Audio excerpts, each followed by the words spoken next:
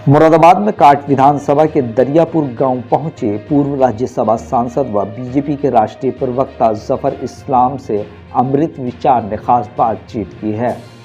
दरअसल पूर्व राज्यसभा सांसद जफर इस्लाम ने सांसद आदर्श ग्राम योजना के तहत 2 साल पहले दरियापुर गांव को गोद लिया था। इस क्रम में उन्होंने कई बार गांव का भ्रमण किया और स्थानीय ग्रामीणों से समस्याओं की जानकारी ली। इसके बाद जल्द ही इलाके की समस्याओं के समाधान का वादा किया था, जिसके बाद आज फिर पूर्व राज्यसभा सांसद जफर इस्लाम दरियापुर पहुंचे, जहां उन्होंने ग्रामीणों की एक सभा को संबोधित किया। इस दौरान पूर्व राज्यसभा सांसद ने कहा कि जल्द ही इलाके में मेडिकल कॉलेज, स्कूल और स्वास्थ्य केंद्र खोले जाएंगे। आगे बताया कि बहुत जल्द इलाके के लोगों की समस्याओं को दूर किया जाएगा। बीजेपी नेता जफर इस्लाम ने कहा कि दरियापुर में ब्रिज बनाने की मांग काफी समय से की जा रही थी, जो अब पूरी हो रही है, जिसके लिए मुख्यमंत्री ने बजट दे दिया है और बहुत जल्द पुल का काम शुरू हो जाएगा। वहीं विदेशी मीडिया को प्रधानमंत्री द्वारा दिए गए साक्षात्कार पर उन्होंने कहा कि मुस्लिम सबसे ज्यादा सुरक्षित भारत में है। जफर इस्लाम ने कहा, क्या कोई किसी को ये शक है कि सबसे ज़्यादा सुरक्षित मुस्लिम भारत में नहीं हैं? साथ ही राम मंदिर उद्घाटन और प्राण प्रतिष्ठा समारोह में यूपी के सभी जिलों से इमामों के न्योते पर उन्होंने कहा कि अयोध्या में राम मंदिर निर्माण से सबको खुशी है, जिनमें मुस्लिम भी शामिल हैं। उन्होंने कहा कि सुप्रीम कोर्ट के निर्णय का भी मुस्लिमों ने खुलकर स्वागत किया था। इस दौरान उन्होंने बसपा पर टिप्पणी करने और सांसदों के निलंबन सहित कई मुद्दों पर खुलकर बातचीत की। आप भी सुनिए। BJP national spoke person Zafar Islam साहब हमारे साथ हैं। मुरादाबाद की कांट विधानसभा है और यहाँ पर दरियापुर एक इलाका है, वहाँ पर आए तो सबसे ज़्यादा बड़ी समस्या यहाँ पर दरिया की है। जो इलाके के रहने वाले लोग हैं उनकी ये मांग है कि इसके ऊपर ब्रिज बनना चाहिए और तमाम तरह की जो समस्याएं हैं उस पर चर्चा करेंगे। सर, किस तरह का आपका आज ये यहाँ पर दौरा था? देखिए, आज गाँव वालों ने मुझे आमंत्रित किया था।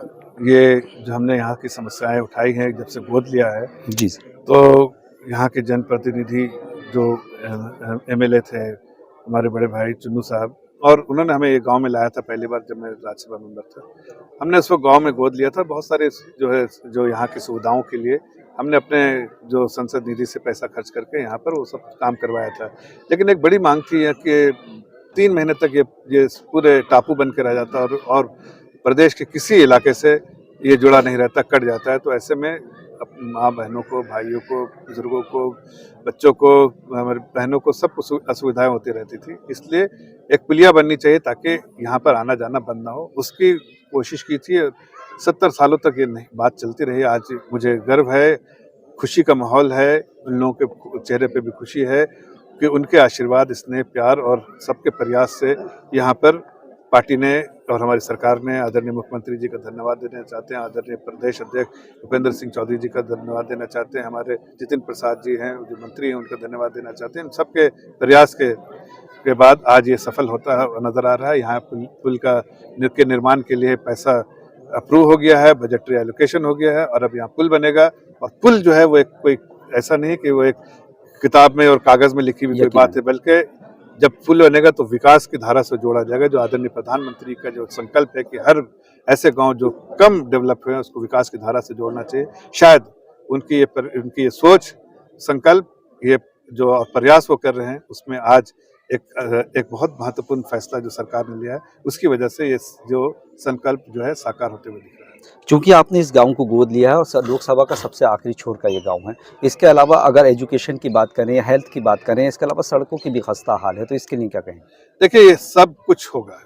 इस गांव के बारे में जब मैं कह रहा हूँ, मैंने कहा है कि यहाँ पे स्कूल भी, वैसे स्कूल की जो मरम्मत ये वो सब हमने कराए, बाउंड्री कराई, लेकिन एक अच्छा स्कूल भी खुलेगा, मेडिकल सेंटर भी खुलेगा और विकास की धारा से जोड़ने दीजिए।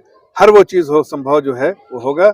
ये जो बेसिक सुविधाएं तो अधिकार है, विकास होना जो है उससे जो है नई जो है अपॉर्चुनिटी, आशाएं जो आती हैं उसको करने का प्रयास कर रहे हैं।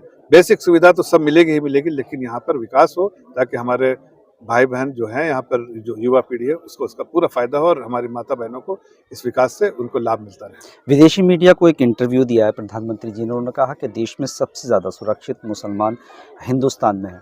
सर आगामी राम मंदिर में जो उद्घाटन होने वाला है, प्राण प्रतिष्ठा जो होने वाली है, उसमें यूपी के जितने भी इमाम हैं उन्हें भी न्योता दिया जा रहा है, क्या कहें? देखिए, आपको कोई शक है सर? मुझे तो कोई शक नहीं, सबसे ज़्यादा सुरक्षित तो यही है। बिल्कुल सही कहा आदरणीय प्रधानमंत्री जी ने। और देखिए, जो अयोध्या की बात है, अयोध्या जो है देश के जो सबसे बड़े समुदाय है, जो वर्ग है वो हिंदू समाज के, उसके लिए एक सबसे इम्पोर्टेंट चीज़ है, महत्वपूर्ण जगह है। ऐसे में जो चीज़ जो पॉसिबल हो पाया है, उसकी खुशी में हर देश का नागरिक साथ है, चाहे इमाम हो, चाहे आम नागरिक हो, चाहे मुस्लिम हो, चाहे क्रिश्चियन हो। सभी, मुझे लगता है सब लोग इस चीज़ को चाहते हैं कि भव्य वहाँ पर मंदिर बने, और इसका सबको स्वागत करना चाहिए। जब ये फैसला भी आया था सुप्रीम कोर्ट का, तो मुस्लिम समाज ने बढ़ चढ़ कर इसमें सपोर्ट किया था। बसपा सुप्रीमो मायावती जी ने कहा, जो उनकी पार्टी पर टीका टिप्पणी करते हैं, उन्होंने कहा कि लोकसभा का चुनाव नज़दीक है, किसी को किसी की ज़रूरत पड़ सकती है। क्या लगता है कि भाजपा को ज़रूरत पड़ेगी मायावती जी की?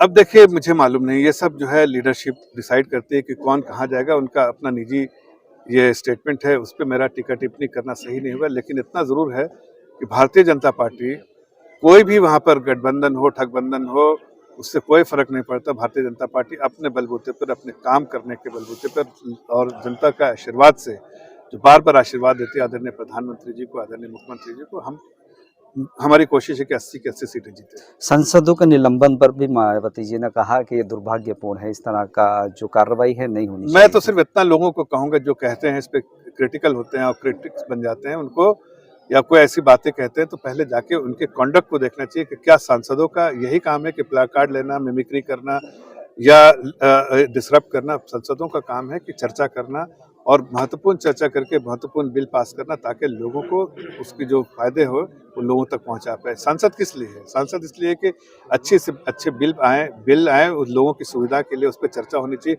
सबको, अगर कोई ऐसी चीज़ें जो सरकार लेकर आई जिसमें अमेंडमेंट की जरूरत है, तो विपक्ष इस पर बात करता है, उसके बाद अमेंडमेंट भी होता है। उसकी कोशिश करनी चाहिए, उसके लिए प्रयास करना चाहिए, ताकि एक ऐसा बिल पास हो, जो एक लेजिस्लेशन जब बने तो बिल्कुल सीधे सीधे आम जनता को फायदा हो। मेरा एक आखिरी सवाल, लोकसभा चुनाव नज़दीक है, विधानसभा की अगर बात करें तो 6 सीटों में 1 सीट आपके पास थी, लोकसभा भी आप हार गए, तो इस बार क्या लगता है आपको, अगर पार्टी आपको खास तौर से मौका देती, क्योंकि काफ़ी टाइम से आप मुरादाबाद में हैं, क्या कहेंगे सर इस पर? देखिए, टिकट जो है, ये फैसला जो है लीडरशिप लेती है और सेंट्रल इलेक्शन कमेटी जो है वो लेती है। इस पे मेरे ख्याल से कोई टीका टिप्पणी मुझे नहीं करनी चाहिए, इसलिए कि मेरा काम यहाँ पर टिकट के लिए नहीं, बल्कि जो पार्टी के आदेश अनुसार मैं यहाँ पर आया हूँ, और यहाँ पर सिर्फ जन सेवा का काम जो है वो करना है हमारे लिए, हमारा लक्ष्य है। टिकट और ये जो है पार्टी डिसाइड किसको करती है, किसको नहीं करती, वो तो पार्टी का अधिकार है, उसमें मेरा कोई सोचना नहीं है। यूपी में कितनी सीटें जीतेंगे? 80। तो देखा आपने कि ज़फ़र इस्लाम साहब ने अमृत विचार से ख़ास बातचीत की और तमाम तरह के सवाल जो थे उसके जवाब भी दिए। अमृत विचार से अब्दुल वाजिद।